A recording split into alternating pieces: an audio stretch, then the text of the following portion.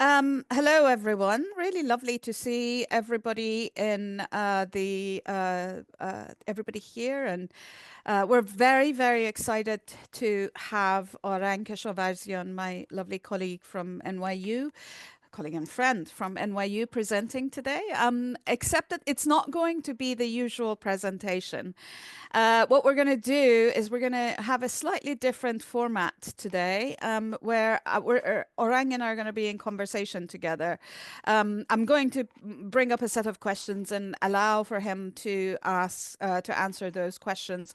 They are really about the book, and they're about elements of it that really struck me. So, of course, I'm going to let him talk. If there are things that he feels that I'm not covering, I'm hoping that he can cover. And then at the hour at the after the finish the first hour is finished, as is usually the case with the presentations, we're going to turn over to you, and you're welcome to ask your questions. We will stop the recording though at that stage, so that if you'd like to, you can be comfortable asking your questions without worries about everything being on YouTube. Okay, so I would like to start by saying that I think I've known Orang longer than anyone else present here, in part because for a very brief moment in time before he went to Princeton to actually do his PhD, he was at Columbia, where I was also a grad student. So we've known each other for upwards. It's going to be like in a couple of years, it's going to be 30 years, isn't it? Which is kind of shocking, actually, when you think about it. Because, of course, we were 5 years old, right? Um, it's been a wonderful kind of a pleasure to follow Orang's career, for no reason than the fact that we're both Iranian stranded at the time. We were both in the US, and to see the sort of range of interests that you have, which I love reading everything that you write, and I'm inspired by everything that you write, Orangjan. So it is an incredible pleasure to be able to talk to him about his amazing new book, which I'm going to start by saying is as different from his first book as you could possibly get, or at least it seems at first sight. So the first book, if you don't know, Arang's amazing first book, is about the politics between the Iranian bazaar and the state. And of course, it's the Iranian bourgeoisie, but it's a very distinct form of bourgeoisie. And the particular kind of bent of that book was very ethnographic. It was based on your research in Iran. It had a kind of a texture that and a granularity that you still have, although from a very different vantage point, because your new book is not really ethnographic. So, can you say something about how you have moved from this amazing ethnographic sociological account of the relationship between Iran's bazaar to a project that is really about a kind of a political geography, international studies type book about the Gulf at a much higher sort of scale, and from a much higher vantage point. So please. Sure, yeah. Well, thank you. First of all, thank you, Lale, for inviting me. It's wonderful to have you as an interlocutor, as always. And yes, it's been many years. We won't go into the specific dates, but and I've really learned so much from you and your writing, and your outlook on the whole world has really informed my own thinking. And I hope you see some of your fingerprints and imprints in this current book. And also, it's wonderful to be hosted by Exeter. This is a brilliant lecture series that Lale and her colleagues have put together for, I think now it's 2 or 3 years now. And oftentimes on Tuesday afternoons, I have meetings, I was just saying, so I keep missing these great events. But I'm glad to be a small part of this ongoing conversation about thinking about the Persian Gulf in new and interesting ways. That's nice of you to kind of frame this book in relationship to, I guess, my first book project. And you're absolutely right. It is very different. I mean, I went through a lot of retraining, re-educating in many ways to be able to put making space for the Gulf together. A lot of some of the folks that are here on this Zoom call, wonderful historians, have taught me to think in different ways, ask different questions, imagine new uh, imagine new forms of politics in some ways. Let's put it that way. Um, but I agree with you that there are connections to my earlier approach, in several ways. And I mean, most concretely, for those who have read parts of Making Space for the Gulf, the conclusion alludes to this early visits that I made to the southern Iranian Gulf ports, and Dubai for the first time in the year 2000. And that goes back to my research on the Tehran Bazaar, which was mostly done in the late 90s, early 2000s. And very early on in that process, I came to the realization that you can't really fully understand the Tehran Bazaar and post-revolutionary Iranian commerce without grappling with the border regions, cross-border trade, port cities, and especially those dotting the Persian Gulf littoral. So with that in mind, I went to places such as Bandar Abbas and Bandar Lenge, and drove from Shiraz and so forth in the southern parts of Fars province. And then subsequently, a few months later, went to Dubai and spent a couple weeks interviewing Iranian merchants and traders and thinking about ports and all that. So there's this kind of, if you want, an empirical origin story here.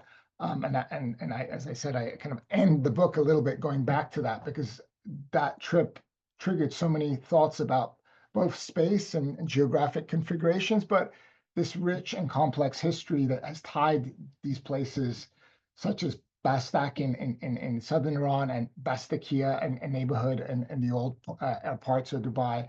So it's with hindsight, I can see that that's where the roots of this book lie.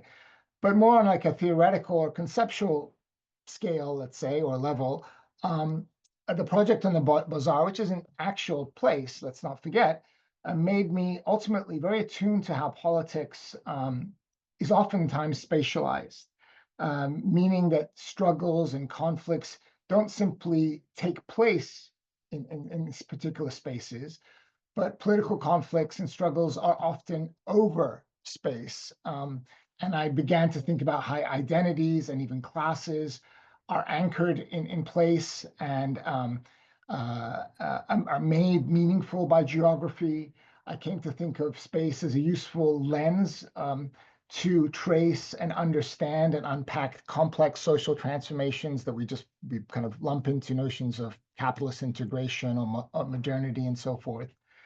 And ultimately, from that project, what I kind of took away from it is this idea that when thinking about the Gulf um, as a space, it's not just simply a setting or a place for political power, but space and the Gulf as a region becomes an instrument for politics itself. It becomes an instrument to govern. So things from mega projects to building borders to infrastructural interventions to kind of minutiae things like traffic laws. And these are all kind of weapons in social struggles. And if you will, that if there is a theme that carries across the two books or my thinking over the past couple decades, that's how I make sense of it. I think you're definitely right that there is something of the dialogic or the dialectic or the constantly contentious that defines a lot of the chapters of the book. Now, for those who have not yet had a chance to read the book, and I hope that you will do so, each of the chapters in the book has a kind of a larger point. You sort of make each of the chapters say something about one spatial imaginary. But the overarching kind of argument is something about the spatial politics, spatial representations. As you mentioned, the fact that imaginaries are made concrete in this way. Can you say a little bit about that broader argument? Something a little bit maybe about the structure of the book for those who have not yet had a chance to read the book. And also why region making? Why does region making matter so much? Yeah, that's good. So, yeah, so like the central contention, if you will, is that the we should or we must start with thinking about regions and geography more generally as always existing in history, as never being pre-social. It's not that geography is made and then actors do things. It's that actually that history, politics, society, and geography are in, as you correctly point out, in this kind of dialogical process. So geography and space and places don't operate outside of it. I think by now that's a pretty accepted idea in the social sciences and humanities, but nonetheless, I do want to argue that it's useful, and it's useful because once you start thinking in those terms, then you have to grapple with questions about formation, origins, thinking about transformations, and how spaces are actually produced, manufactured, made, if you want to use that, as well as remade. They're not simply represented or simply mapped, but there's actually a production involved in this. So, starting from this, let's say, basic insight, this forces us to think about the very notion of the Gulf, right? The Gulf as a region with new eyes, with new questions. And it encourages us to ask, since when has the Gulf been a region? For whom is it a region? For whom does it make sense for this body of water to be regionalized? What are some alternative ways that regionalization is imagined or unfolds? And ultimately, what's excluded or included by one particular formulation or formation rather than another? And in the book, I hope we encounter. Oh, I mean, with the help of the book, I force the readers to encounter a variety of regional ideas and formulations, many of them incomplete, never fully actualized or realized, the remaining kind of aspirational, many of them undermined and contested and overturned. And all the time, all of these regional projects or this regional scale sits side by side other political projects or spatial projects, I would say. So that's what I want to continuously kind of go between the regional and other scales. And we can talk about the actual chapter ordering in a moment, if you will. But the reason I came to this is that when I was, over the past decade or 15 years, reading a lot of the literature on the Gulf, I was struck by how often it was just assumed that we all knew what it was. We all knew what counted as part of the Gulf, what Gulf cities were, what Gulf culture was, what Gulf music, is. And even in many cases, there's a sort of assumption that there's this trans-historical thing called the Gulf that spans not just decades, but centuries in the minds and pages of some people. So part of this is because I want to emphasize, and at the outset, part of it is because, as I think people know, is the production of knowledge everywhere, including on the Gulf, is deeply embedded in power relations and interests of hegemonic powers, and their concrete interests in defining the Gulf as a British lake or as a site of the Carter Doctrine or as simply the GCC. I think, paraphrasing Sheila Carapico in one of her brilliant essays, she says something basically that the Gulf is ultimately where, or the contemporary Gulf is ultimately where U.S. interests lie. And in a sense, that's what the book is about. I'm trying to push against those set of assumptions. Ultimately, region making or regionalization is an outcome. It's a product of a diverse set of social processes, struggles, and relationships Some of these are, for me, are intimately connected to capital accumulation, but they also tie to migration patterns, development of new technologies and shipping and cartography and so on and so forth. So all of this for me helps us to move away, push against the overly state-centric or even state-exclusive narratives that we are usually introduced to when we talk about the Gulf as this region. And so, you know, so I'm trying to, decenter the state in some ways, or ask how it becomes such a state-focused entity. And finally, I want to contend, and you kind of in your question, you point to this. For me, thinking about regions this way, or thinking about regionalism this way, I contend it is a useful way to look at other geographic scales, the urban, the imperial, and so on and so forth, and a lens to look at other political projects, and also to talk about how people experience these places or the regions and social life. So region making is an analytical tool, as well as a sort of methodological tool to look at other questions across these different chapters. Um, I obviously really love the way that you have scaled the book, and we'll talk about this in a bit. But I'm also in complete agreement, of course, about the sort of the constructed nature of space, and that's why when I was actually trying to write my book about shipping, I wanted to talk about the Arabian Peninsula rather than the Gulf, because it seemed to me that if I were going to be talking about shipping or a view from the water, then I would have to, if I were talking about the Gulf, I would have to also include Iran and Iraq, because it wouldn't make any sense otherwise. And so that was in part the choice of Arabian Peninsula as the sort of the unit of measurement, if you will. Can I ask you to speak a little bit about, we talked a little bit already about the fact that you had moved from ethnography and sort of a ethnographic lens, which is much more intimate in some ways, to in your first book, to this book, which, because of its multi-scalar kind of ambitions, obviously requires different kinds of sources. So can you say a little bit about what sorts of sources you use for this? Because the sources are very varied and wide-ranging. So was there a particular kind of approach to what you chose to write about, or what material you chose to write about, or what material you drew from that is Yeah, distinct? I really wish I had a very thoughtful and comprehensive response to that question. I mean, this to be very frank. I mean, this was a project kind of that went through a lot of stops and starts and reformulations and so forth. So there wasn't like something that I planned. It wasn't a very detailed plan that was implemented. And most books are. Most people don't work in that smooth fashion.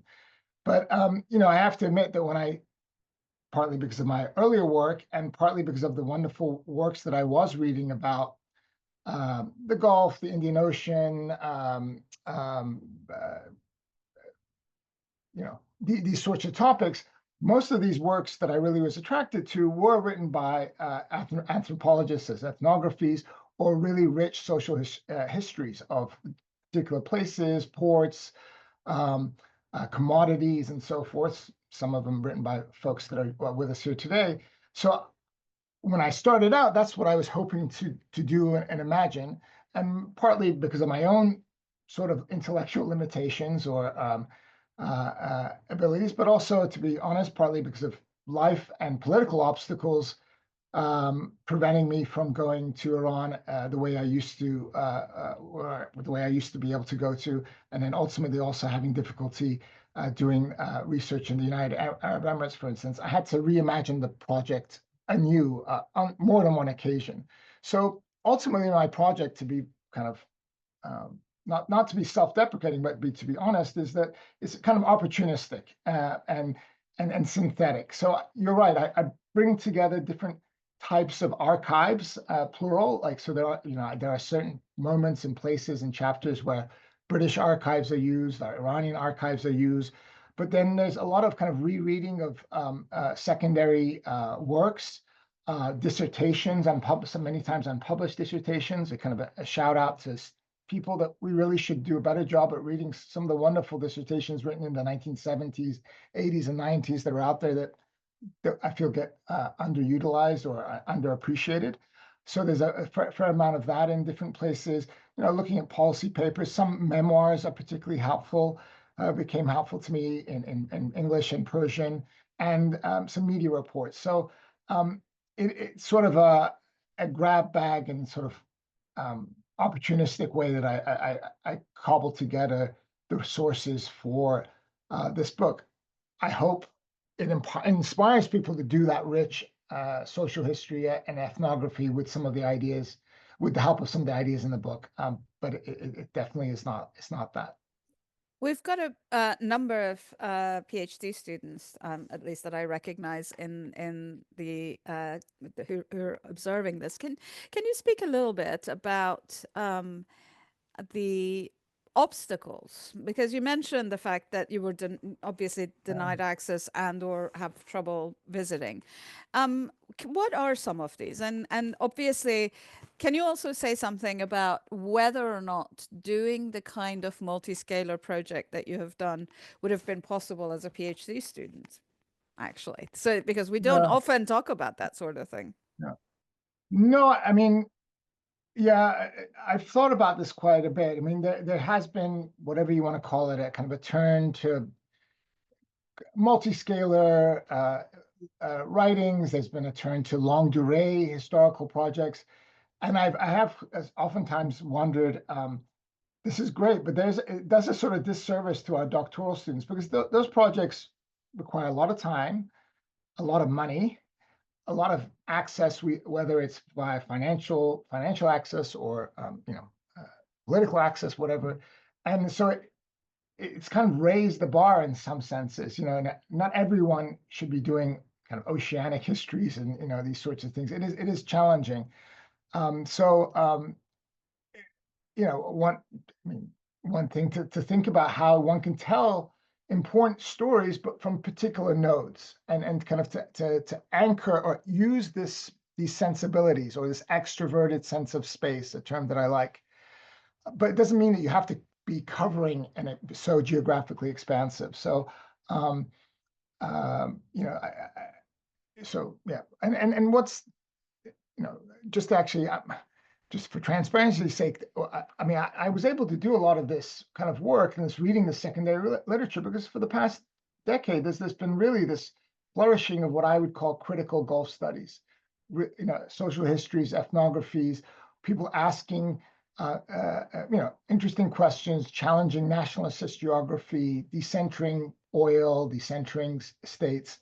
And this is a great time to be in Gulf studies. There's a lot more to be done.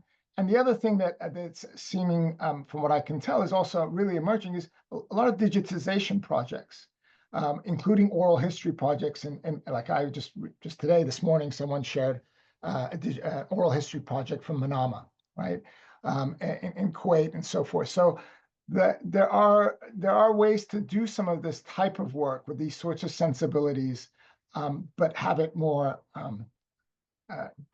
not have to deal with the troubles of entry and exit, but also not require all of that, all of those resources. So the folks on this are listening to this. I hope they don't think that we all have to do, this scale. It's not the scale that matters. Hopefully people don't think, oh, this book is good because he, looks at empires or scale. Hopefully that's not the lesson to be learned. Well, that provides a very good segue to the next question, which is that I looked at the structure of the book as being really cleverly put together, in the sense that I think the chapters do three things at once. On the one hand, there's a kind of a soft chronology. You don't. There are some overlaps in the chapters, but largely the book proceeds chronologically, and there's a very specific periodization that you use in the chapters as you're dealing with them. But in addition to that, you also use, obviously, this being a book about space making, you make you make very distinct kind of choices about the spaces, or the spatial scale of each of the chapters you use. So just looking at the chapters, we go from region to empire, divided sovereignty, so the nation, globalization seems, so the transnational, and then urban, so or borders, and then urban. And then there are different sets of actors that take the center stage in each of these. So you have imperial cartographers and officials in one, and sort of like the contentious labor in another, merchants in another. Can you say a little bit about the choices you made? Because obviously, the structure thing is also one of the questions that vexed my book when I wanted to deal with the whole of the Arabian Peninsula. So, how do you structure this? Can you talk a little bit about the choices you made, what you feel like you've left out actually in writing about what you have, which you would have liked to have been able to do, but it just sort of that didn't fit, and where you think other approaches may have worked, but you didn't want to do it for very specific reasons. Yes, and those are good and challenging set of questions, and those were the questions that really kind of slowed the project down in some ways, because yeah, when you're trying to cover about 120, 150 years of history, that the natural thing is to think chronologically and so forth. But I was wary of that in large part because I really didn't want to present a very teleological narrative, so I wanted to really push against that. And I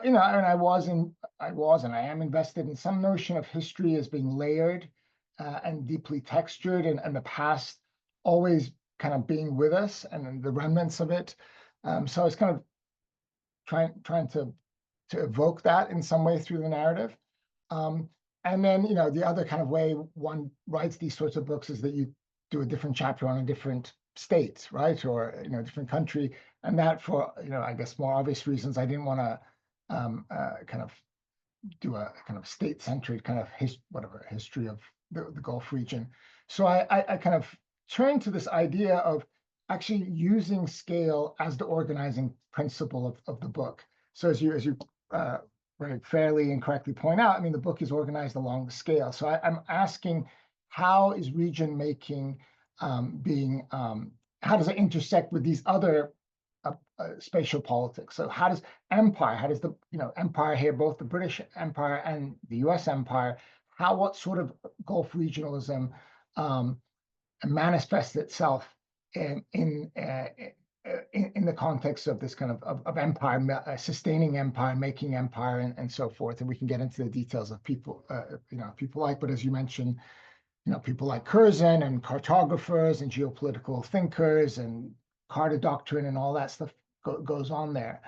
And then subsequently the kind of nation state, how a nation state's forged while in the context that there is something, there is a Gulf region also operating, and similarly, how does urbanism unfold, how are cities made, and what does it mean for cities to be Gulf cities?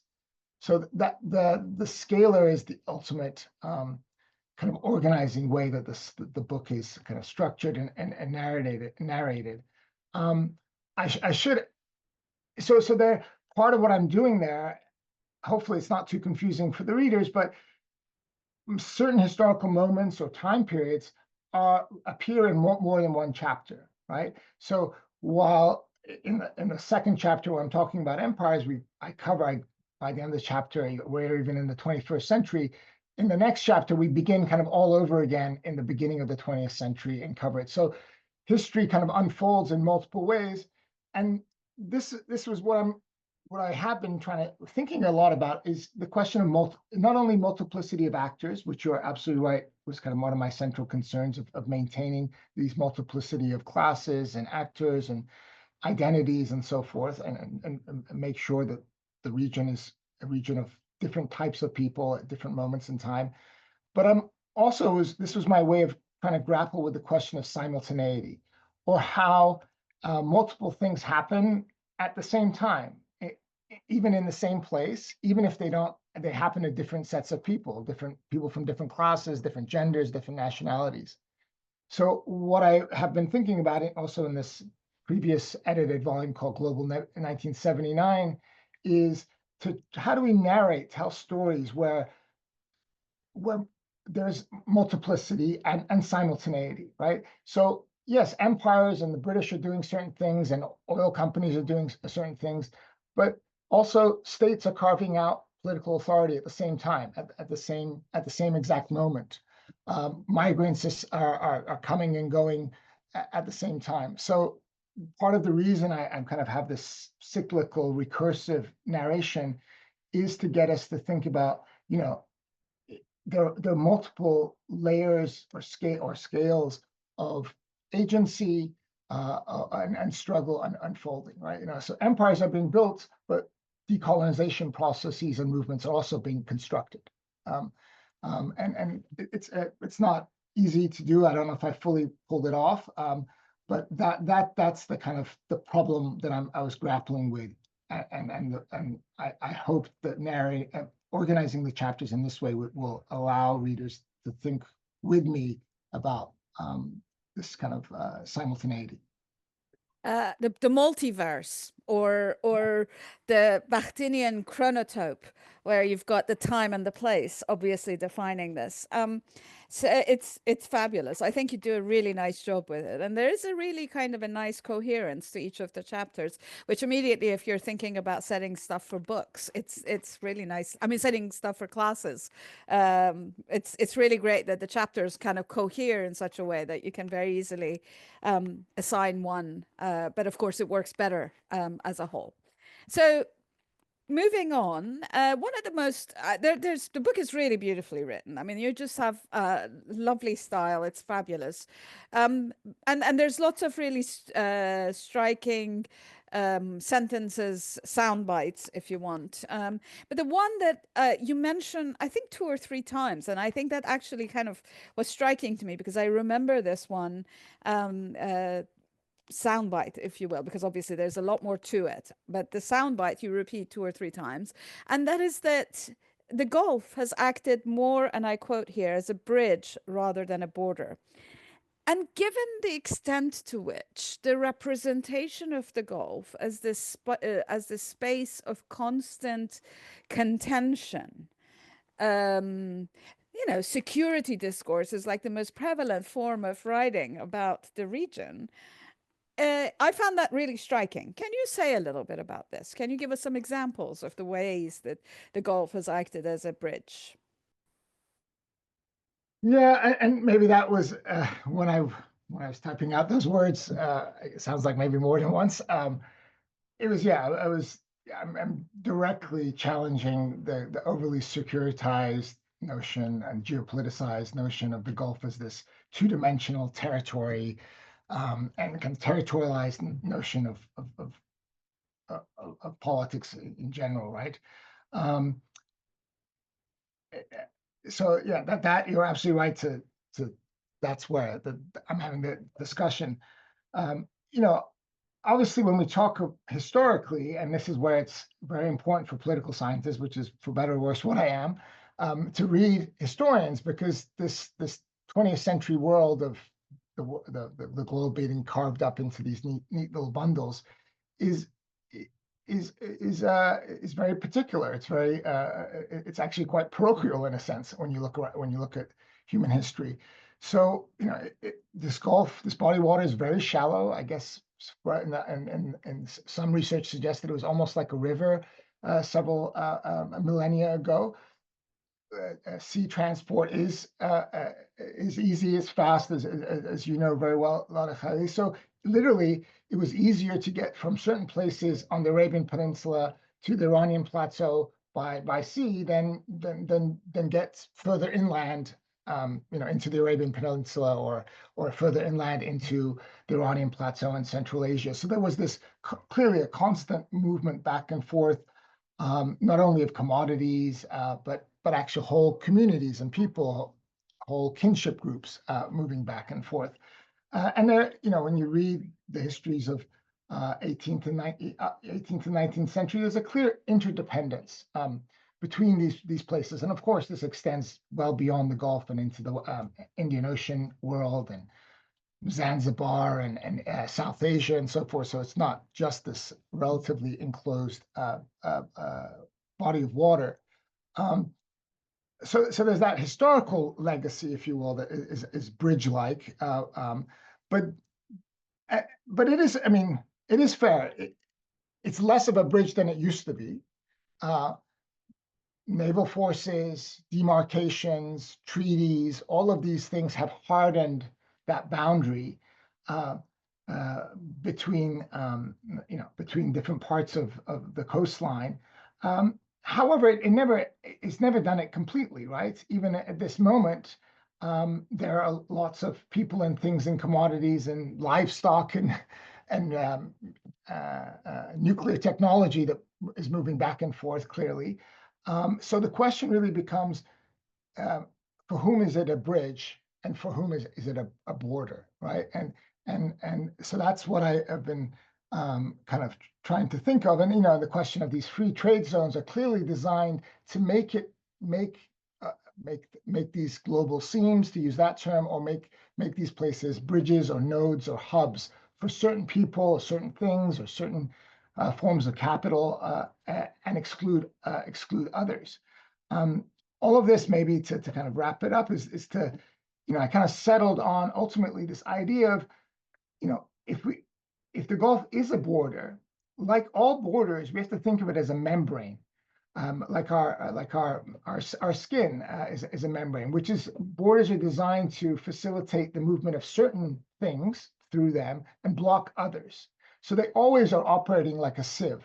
They're not a solid wall, and they're not fully porous. They never have been. Not even in even in the 18th century, not anyone could cross the water and migrate and settle and find employment and so forth. You had to have other characteristics, other networks and so forth. So I guess that's kind of the lesson that I took from thinking about the Gulf, is to think about borders as membranes and continuously ask what is allowed to travel through and what is not. So in a language that anthropologists like to use, think about mobility and immobility together, or two sides of the same coin. And that makes complete sense, obviously. In the questions that follows, I want to specifically focus on some of the ideas that you put forward in specific chapters. So I've always been really struck by geographies or cartographies written in the context of empire, so the imperial imaginary. And when you're talking about Alfred Mahan or Mackinder, the imperial geographers, you mentioned the way that the spatial imaginary that they use to superimpose over the areas that they're sort of coveting for their imperial center. They imagine these places as highways or as geopolitical entities rather than, and I think, again, you somewhere say, as places with real people, real social lives, real social relations, the sort of the texture of everyday life in some senses. What are the perils, and what is also the impetus for this kind of geopolitical thinking? Because, of course, one of the things also that anybody here who follows the Gulf knows is that geopolitical thinking, despite all of the wonderful critical work on the Gulf, that geopolitical thinking dominates still in the mainstream writings or media representations of the Gulf. Yes, I mean, even this past few weeks, the idea that you could just move people into one territory and another and redraw lines willy-nilly is as a legacy of this kind of geopolitical thinking. I won't go into a lot of the detail. The book has lots of references, but there's been some very good work by historians, or what are sometimes called critical geopolitical writers and thinkers, going back and thinking about, well, where do some of these ideas about frontiers and spheres of influence and these ideas come from, and they really are clustered in the late 1800s, where this what people thought of as the science of geopolitics was kind of fashioned first in continental Europe by German writers and Swedish writers and stuff, but also very quickly picked up by British and American writers that you just mentioned a moment ago. And it's, what's important to think about is that it's happening at a particular historical moment. It's a moment in which we've entered late imperialism, which for these writers is a challenge because, in a sense, the whole world has been discovered, by through colonization or through telegraphs or through steamships and so forth. So, in a sense, the entire globe or planet or world is now known. And then it becomes a struggle of competing empires. So that's the mind frame that Mackinder has when he's writing about these sorts of things. And then also, this is a moment where notions of civilization, civilizational difference, eugenics, race science are, peak ideas. So for them, while the world is a singular whole, it's not. That doesn't mean equality or homogeneity. There's a hierarchy to how the world is ordered or should be ordered, and there's a responsibility to, Mackinder very bluntly says, Anglo-Saxon peoples to develop a world empire, to use his term, right? So I think so. For me, that was striking, is that this is happening at the exact same moment where what I call kind of practitioners of geopolitics, people like Curzon, are grappling with a moment where British Empire is clearly expanded, but it is confronting anti-colonial movements, whether it's in South Africa or South Asia, and even resistance back in Britain itself. And these people like Curzon, second wave British imperialists, are also trying to think of, well, how do we maintain support at home for this empire? And this is where the Gulf becomes increasingly viewed as a frontier of British India, right? And I think most of us on this call know the basic history, that the very term Middle East only gets coined and used in the 1890s and the first few years of the 20th century. But for me, what's striking is it's actually, when it's used initially, it's very specifically used to describe the Persian Gulf and the Northern Indian Ocean, right? It later morphs and shifts and stuff. So this geopolitical thinking is very much central to how, as you correctly point out, all the way until today, we're encouraged to think of the Gulf in this kind of in this two-dimensional on this two-dimensional plane, where it's all about inter-imperial struggles. Before we used to talk about Eastern question and the Persian question and so forth. By the 1970s, it's the Carter Doctrine and the chessboard that Brzezinski and Kissinger talk about. But time and again, choke points, and you've written about this in terms of shipping, and where it continuously, this idea that these places are vulnerable. They could be captured by, before it could have been, the French Empire, later it's the Soviets. Now the anxiety is, oh, the Chinese are building this port facility or this free trade zone and so forth. So we're continuously encouraged to think in this securitized fashion. Following up on that, you reference some of this thinking as a kind of a Monroe doctrine for the Gulf, or a kind of a Klondike mentality, which is, of course, really interesting because these are, of course, frontier imaginaries. Can you say a little bit about this kind of a frontier colonial imaginary or frontier thinking, and the way that is playing out since Trump has come to power? For example, well, indeed, actually, even before that, with, for example, the Houthis using Bab al-Mandab as a kind of a choke point, essentially. Can you talk about a little bit about how Hormuz or Bab al-Mandab fit in whether there's a kind of a homology between the kind of frontier thinking that we saw at the end of the 19th and beginning of 20th century and what is happening today, where the empire, at least that it's in rhetoric, is operating according to the same kind of a brass tacks, rather than more consent gathering modality of power and domination. Yeah, modality of power is a good formulation for this. Some people may know that Curzon gave this famous lecture at Oxford on frontiers, and if the records are right, he's allegedly was the person that described this famous Lansdowne declaration as the Monroe Doctrine of the Gulf. But interestingly, both US-based newspapers and British newspapers in 1903 all used this language of the Monroe Doctrine of the Gulf. And this for me is interesting in two ways. First of all, it's a kind of a departure from what I understand is the older imperial understandings of port cities and hubs and islands and routes, specific routes. So now you have a big, huge swath of territory that is going to be, all of this territory is going to be under British supervision, just like Latin America would be from the American perspective. But also that's kind of the point, is we usually think of, the American politicians learning from British Empire or the Roman Empire.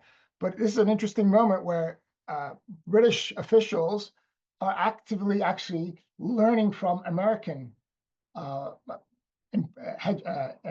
imperialists, expansionists.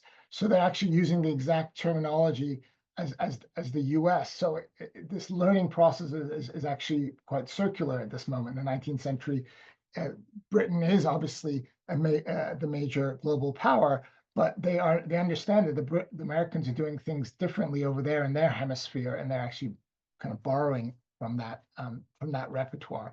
The other thing about frontier thinking, I'll just say is, this is very prevalent in the writings of the time about the region. The idea that the region is a frontier where the impossible is actually possible. We have huge resource, obviously, by the oil period. This is where the oil is, where this energy supplies are. For architects in the 1950s and 60s, this is where you can get big architectural contracts and urban planning and draw up master plans. And more recently, as Gökçe Günel, for instance, describes in her piece, her book on Masdar, again, Abu Dhabi is the place where you can imagine escaping climate change and escaping so forth. So the trope of this is the place where you can, everything's possible. You can civilize the barbarians, but you also can imagine a new world. You can escape even to Mars and so on and so forth. Or more kind of very materially, it's the place where when capitalism has crises, such as the 1970s, the Gulf is a savior through oil revenue being plowed back into U.S. Treasury bills and so forth. So this trope or this understanding that the Gulf can be a frontier that can save the entire civilized world is there. On Trump, I'll be more interested in hearing a little bit maybe from you about the Red Sea and so forth. I mean, all I have to say is that he is a real estate man at the core, and he continues to have this outlook that if you can control or latch or buy cheaply a piece of empty land, an empty place, you can turn it into some El Dorado, into a casino, into a Riviera, whatever term you want to make. And at the end of the day, at the very least, you can make a quick buck. Who cares if the buildings collapse and no one moves into the high rise or whatever? So that sort of thinking kind of there is a connection there, but maybe you want to add something to that, or I actually find it much more interesting in some ways that the references to Greenland, because it is really easy to see the invocation of a kind of an ancestral memory of imperial control over the Suez Canal, and the whole thing about Gaza, of course, is it's been 20, 30 years where people have been putting forward absolutely absurd colonial genocidal plans to clear the place and put them all, I don't know, in an artificial island off the coast of Gaza or whatever. But for me, what is really interesting is the sort of the appeal to a kind of a nationalist, imperialist, expansionist revival of Alaska, fantasies about Alaska by buying Greenland. Because in some ways, to me, what's interesting about that is the extent to which some of this kind of ridiculous real estate thinking is actually drawing on older imperial interests and newer concerns, in this instance, of course, about the Arctic routes of trade. But but it was really fabulous to be reading about these kinds of ideas of the Monroe Doctrine or a frontier mentality and seeing it as being a kind of a recurring theme in Yeah. British and American imperial fantasies and imaginaries.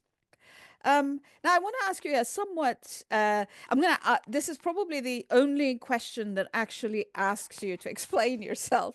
Um, you make a provocative argument in one of the chapters where you say, from the banks of the Persian Gulf, empire and state are not alternative political formations that appear in sequence, but coeval and even interdependent. And while I can agree with that to some extent, in the sense that a lot of the imperial structures remained in place, obviously, after formal or informal or trucial empires sort of receded, and or, you know, the British handed over their much more formal arrangements to the much more informal arrangements that the US has, nevertheless, there were material differences in the ways in the lives of the people who lived in the region when the British were there in crucial treaty control versus when they weren't. And I wanted to talk about the idea that they're coeval and the limits on that, where you think that is most applicable and where you think maybe that argument falls down a bit. No, I mean, I think you're right. I mean,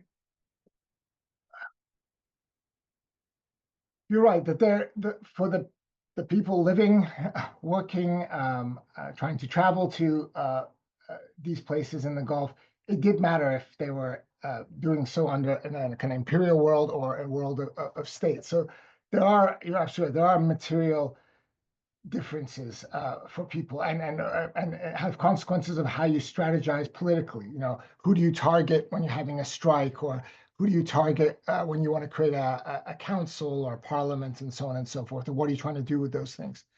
So I agree with that. I think what I was saying in that sentence, if I was a little bit more modest, in that what I was trying to point to is that when you look at kind of imperial history from the shores of the Gulf region, from Iran and Kuwait and Iraq and Bahrain and so forth, what is striking is that at the exact same moments that imperial forces are actually getting stronger, and concessions are more and more oil concessions are being signed, and these treaties are being more and more implemented, and so forth, is that the moments where leaders or particular families are being identified as the rulers of a particular territory in place. So for me, so what I was trying to say is the empire and state, as in the kind of institutional configuration, are coeval. The building of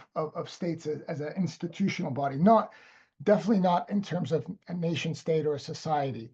So that's what I was kind of insistent on, and partly to avoid this notion that there's some sort of rupture where you have empire and then you have internationalism and you have international law, and that's a law of different states. So that binary is what I was really pushing against, this notion that we just seamlessly move from empires to an international order of you know multiple post-colonial states. That's the boundary I was muddy. But your point is well taken.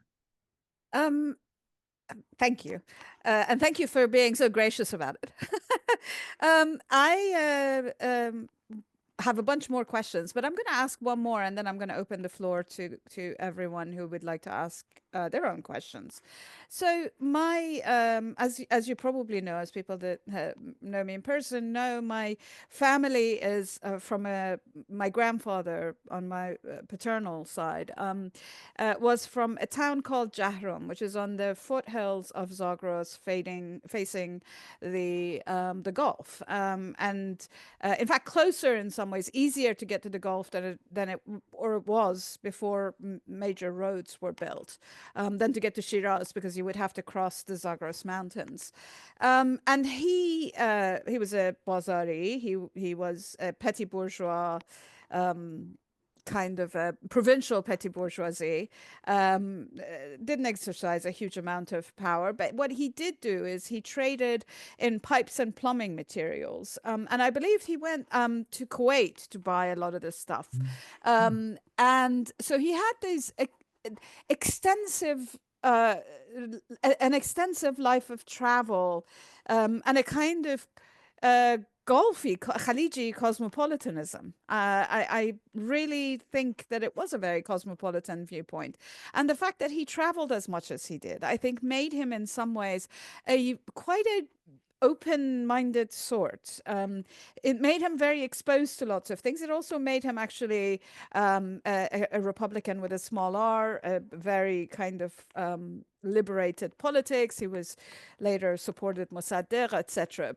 So, and so when reading about the merchants communities that you wrote about, and you've written about both in your first book, although I don't recognize as many of your first set of interlocutors as I do actually in this book. I want you to talk a little bit about those merchant communities in Iran, actually, and their relationship to the Gulf. And then I'll shut up and we'll open the floor to questions.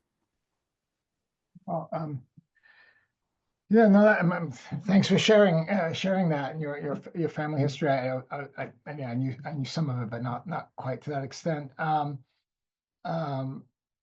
First of all, I mean, you're absolutely right. I mean, it was for people in Jahrom, Evaz, these places in Fars, it was a lot easier to travel to Kuwait or Dubai or Manama than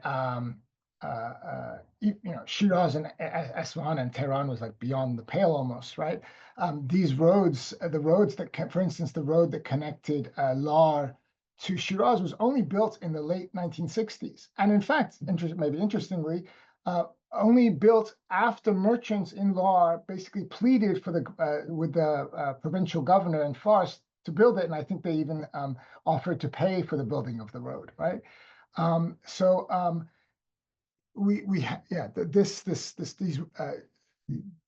to think about space relationally, and the reality is, for your grandfather, Kuwait was the backyard, or was the logical place where you would buy and sell and borrow and credit lines and so forth, and that resonates with what I kind of want to emphasize in my book.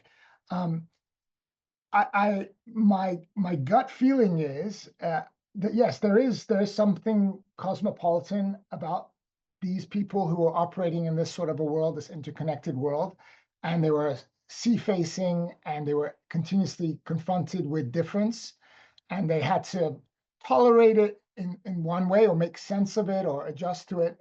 I try to guard myself from making those sorts of strong arguments, but I think they're there. I think it's the task of us as an intellectual community can actually really delve and demonstrate that, and really it'd be great to have some people really working on this question. What did Khaliji cosmopolitanism look like? Nalita, I don't know if she's still here, is here. She's written and thought about this.